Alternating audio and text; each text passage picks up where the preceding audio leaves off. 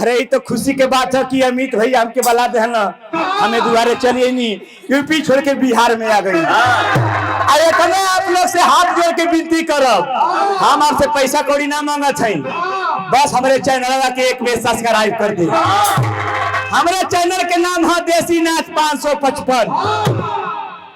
आप लोग से ये निवेदन बात सुनी ना कि बिहार में आने के बाद वायरल हो जाला, भैया मन के कोने तरह बड़ा ना बनी जाए, मगर ये हमारे काकी लोग तो हम छातवा जोड़ के ये कहा कैसे भैया कहा कि अजी अजी कहिया कि हजार बेरिया,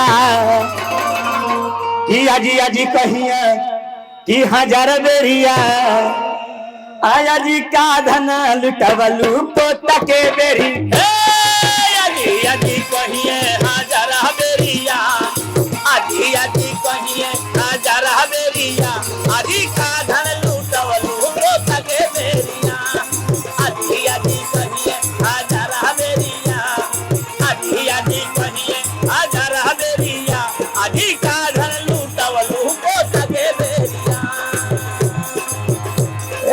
आजी आजी आजी आजी आजी आजी आजी आजी आजी आजी कहिया हजार बेरिया, आजी आजी कहिया हजार बेरिया, आजी का धन लुटवलू पोता के बेरिया, आजी आजी कहिए हजार बेरिया, आजी आजी कहिए हजार बेरिया। आजी देखा तरी हारावा आजी हो मिले।